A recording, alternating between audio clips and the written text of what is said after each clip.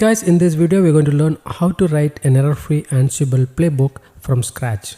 So let's get into it. So in our previous video we did some interesting stuff. We deployed an Ansible in Python virtual environment, and we created an Ansible configuration file and set up few parameters to get things started. And we also built an inventory file and added a bunch of variables and hosts to learn about variable inheritance. So in this video we are going to learn how to write a playbook with multiple tasks and how to test your code at each stages, and finally learn some of the important Ansible modules which you can use in real world projects. So if you like my content, consider like, subscribe and hit the notification bell icon. So first of all, let's update our inventory file to meet our requirements. So in this demo we will be testing our playbook against some of the network devices like routers and switches. And these hosts will be part of the switch and the router groups.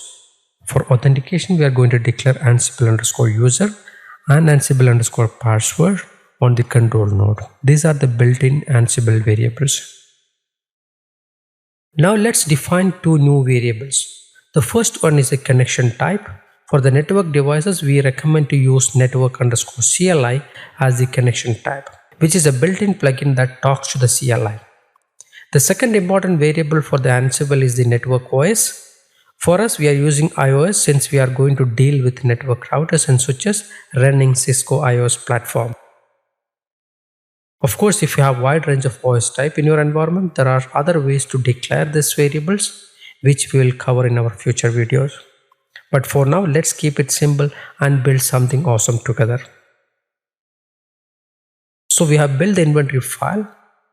So let's go ahead and test our inventory file with the Ansible inventory command, which we have seen in the previous video. So as you can see, there are two groups created.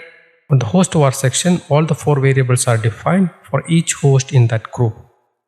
I hope it makes sense. If you have any questions here, please write it in the comment section. Now the Ansible inventory is out of the way. Let's understand how the Ansible playbook really works from the scratch. Let's say that you want to introduce new loopback interface to enable some service. So being a network engineer, before making any changes, we should keep the device configuration backup. So that is sometimes called as pre-configuration backup. So Ansible playbook comes in handy in these situations. So let's write a simple playbook to collect the device configurations and also ensure that this playbook can be reused in all your future activities. So before we dive right into the code, let's take a moment to understand the logic.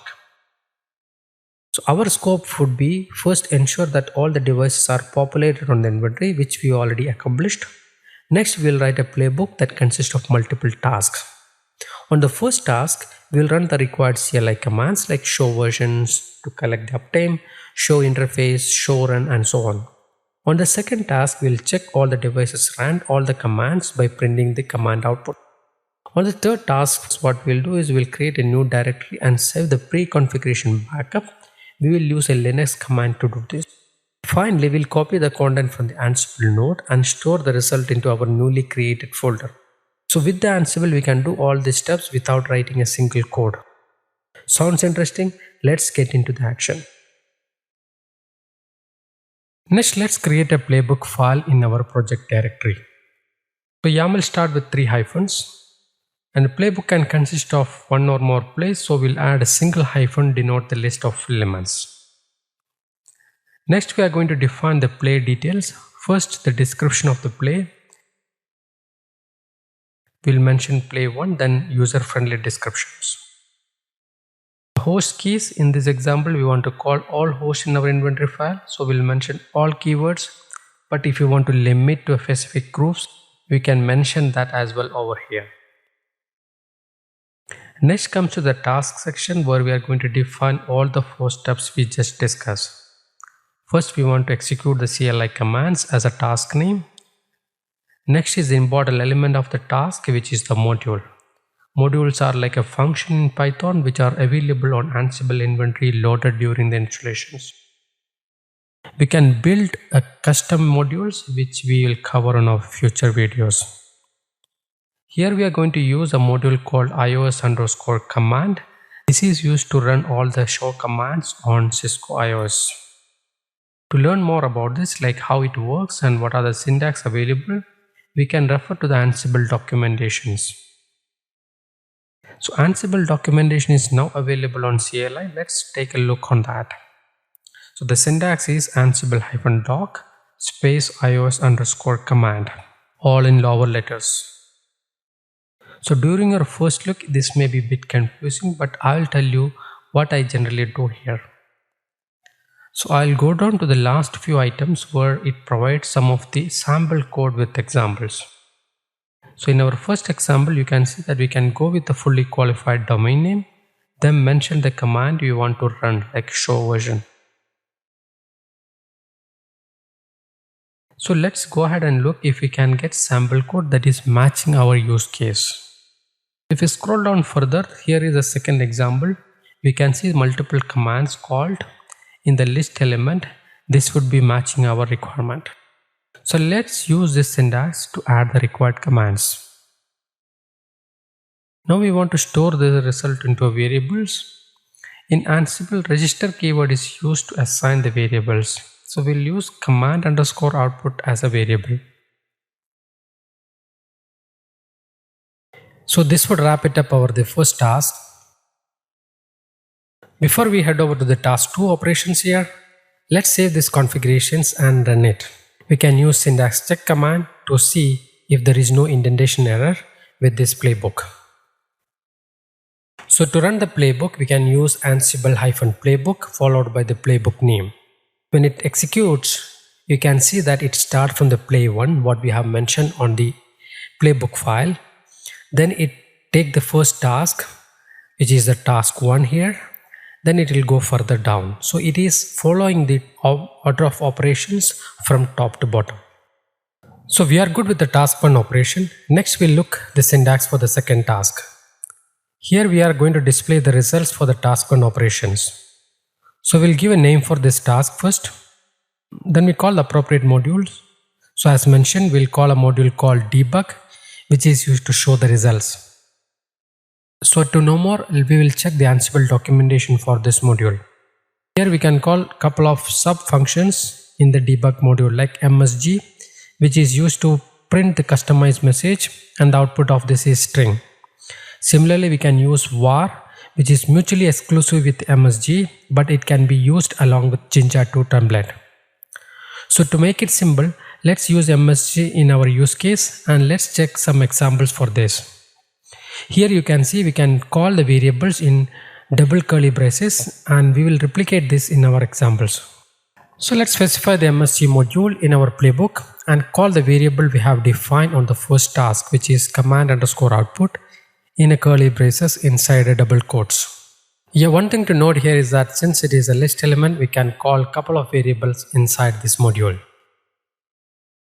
So next we'll save this playbook and test if the syntax we added newly with the task 2 are correct. It seems we are experiencing some syntax error, and this error specifically happened on line number 15. If you know how to fix this problem, you can pause this video and do it yourself. So it appears that we have some indentation error starting from line 15. We can have one tab towards right, which may fix our problems. So let's make the changes and run the syntax check again. Alright, so we are good now. Let's clear the screen and run the Ansible playbook command. Here you can see that operation for the task 1 is successful, and we can see the list of devices that playbook got executed. Currently it is running the task 2 operations. Since we asked to run multiple commands, it may delay to display all the output. Now we can see the result printed of all the command output. So if you see this output, it is a bit cluttery.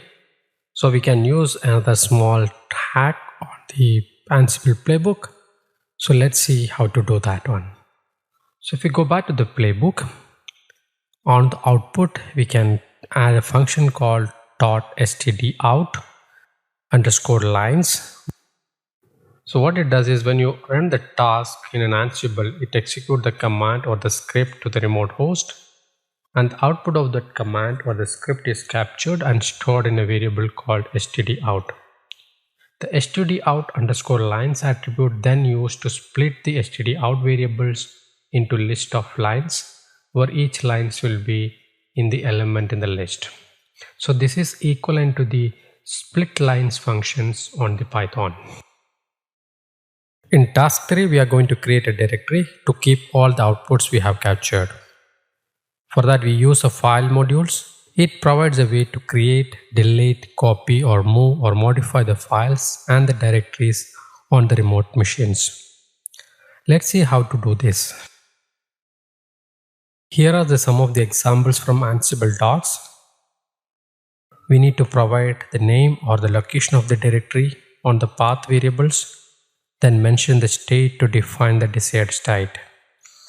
In our case, we want to create a new directory, so we set the state as directory. And the run once parameter is used to specify that the task should be only executed once, regardless how many hosts are targeted by the playbooks. Now let's test our code. Before running the playbook, we will execute ls command. The idea behind is to check the existing files and folder. So let's go ahead and run the code. Here you can see on the task 3, change is equal to 1 against vios-r1. And this is by virtue of configuring run_once condition on task 3, as is only run on a single host. For switch, the change flag shows 0. Hope it makes sense, and if you have any questions, please drop it in the comment section. Now we'll check the folder in our project directory. There is an empty directory created called pre-config_backup by the task 3 operations. Now let's move to the final part of our playbook, where we want to point the output files to the newly created directory. Let's see how to do this. So we use a copy module for this. There are multiple ways to do this. Since we want to copy the content, we will use content parameters here. We need to specify the content we want to copy to the remote host. Then we are going to mention the output variables we have created from the task 1. Next, we'll provide the destination path parameters with the dest keyword to mention where this content will be copied to. In this case, we want to save the configuration to a file called inventory_hostname.txt under the directory pre-config_backup. The inventory_hostname variable is used to dynamically generate a file name based on the host name of the target device. So while running this syntax check, there is a problem on the line number 30. It also says that there is a missing code. So let's review the code, and there is a code missing on the destination path parameters.